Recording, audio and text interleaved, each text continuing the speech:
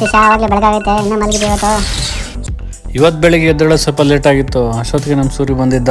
ಸೂರಿ ಬಂದು good morning ಹೇಳ್ತಿದ್ದ. ಆಮೇಲೆ ಮುಖ ತೊಳೆಯೋಕೆ ಬಂದೆ. ನೀಟಾಗಿ ಮುಖ ತೊಳ್ಕೊಂಡು ಆಮೇಲೆ ನಮ್ಮ ಕರು ಯಾಕೋ ನೋಡ್ತಾ ಇತ್ತು. ನಮ್ಮ ಕರುಗೊಂದು ಹಾಯ್ ಹೇಳಿ ಹಂಗೆ ನಮ್ಮ ಕರುನ ಮಾತಾಡ್ಸ್ಕೊಂಡು ನಾಯಿ ಮರಿಗಳು ಬಂದು ಗುಡ್ ಮಾರ್ನಿಂಗ್ ಹೇಳಿ ಹಂಗೆ ಹೊಲ್ದತ್ರ ಹೋಗ್ತಿದ್ದೆ. ಚೇಪೆ ಹಣ್ಣು ಕಾಣಿಸ್ತು, ಹಂಗೆ ಚೇಪೆ ಹಣ್ಣು ಕಿತ್ಕೊಂಡು ಚೇಪೆ ಹಣ್ಣು ತಿನ್ಕೊಂಡು ಹಂಗೆ ಹೊಲ್ದತ್ರದಿಂದ ಮತ್ತೆ ಎಳ್ನೀರು ಕುಡಿಯೋಣಂತ ಸ್ಟಾರ್ಟ್ ಮಾಡಿದೆ. ಹಂಗೆ ಎಳ್ನೀರು ಹಂಗೆ ಕತ್ತರಿಸ್ಕೊಂಬಿಟ್ಟು ಎಳ್ನೀರು ನೀಟಾಗಿ ಕುಡ್ಕೊಂಬಿಟ್ಟು ಮನೆ ಹತ್ರ ಬಂದೆ. ನಮ್ಮ ತೆಂಗಿನಕಾಯಿ ಸುಲ್ಕು ಕೊಡು ಅಂತ ಹಂಗೆ ನಮ್ಮ ಅಮ್ಮಂಗೆ ಒಂದು ತೆಂಗಿನಕಾಯಿ ಸುಲ್ಕು ಕೊಟ್ಬಿಟ್ಟು ಸೂರ್ಯ ನಮಸ್ಕಾರ ಸ್ಟಾರ್ಟ್ ಮಾಡಿಕೊಂಡು ನಿಧಾನಕ್ಕೆ ಸೂರಿಗೆ ನಮಸ್ಕಾರನ ಸ್ಟಾರ್ಟ್ ಮಾಡಿದೆ.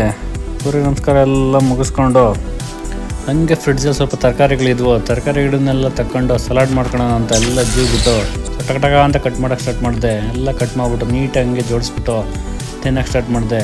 ನೀಟಾಗೆಲ್ಲ ತಿಂದು ಮುಗಿಸಿ ಹೊಲ್ದ ಕಡೆ ಹೊರಟೆ. ಹೊಲ್ತಕ್ಕೆ ಹೋಗಿ ಒಂದು ಸ್ವಲ್ಪ ಮೇವು ತಗೊಬಂದು ದೇವ್ರಿಗೊಂದು ನಮಸ್ಕಾರ ಮಾಡಿ ಹಂಗೆ ಊಟ ಮಾಡ್ಕೊಂಡು ಬೆಂಗಳೂರು ಕಡೆ ಹೊರಟೆ. ಬೆಂಗಳೂರು ಕಡೆ ಹೋಗೋ ನನ್ನ ಫ್ರೆಂಡ್ಸ್ನ ಮಾತಾಡ್ಸ್ಕೊಂಡು ಹಂಗೆ ಮತ್ತಿಕೆರೆಗೆ ಹೊರಟೆ. ಮತ್ತಿಕೆರೆಗೆ ಹೋದ್ರೆ ನನ್ನ ಫ್ರೆಂಡ್ಸ್ ಕ್ರಿಕೆಟ್ ಆಡ್ತಿದ್ದೀವಿ ಅಂದರು. ಗ್ರೌಂಡ್ಗೆ ಹೋಗ್ಬಿಟ್ಟು ಕ್ರಿಕೆಟ್ ಆಡ್ಕೊಂಡು ಹಂಗೆ ಅಲ್ಲಿ ಊಟ ಮಾಡ್ಕೊಂಡು ಮತ್ತು ಜಿಮ್ನಾಸ್ಟಿಕ್ ಕ್ಲಾಸ್ಗೆ ಹೋಗಿ ಜಿಮ್ನಾಸ್ಟಿಕ್ ಕ್ಲಾಸ್ ಮುಗಿಸ್ಕೊಂಡು ಹಂಗೆ ಊರ ಕಡೆ ಹೊರಟೆ. ಊರ ಕಡೆ ಬರೋವಾಗ ಅಲ್ಲೇ ಫ್ರೂಟ್ಸ್ ತಿನ್ಕೊಂಡು ಹಂಗೆ ಮನೆ ಕಡೆ ಬಂದೆ. ಮನೆಗೆ ಬಂದು ಸಂಜೆ ಲೇಟಾಗಿತ್ತು.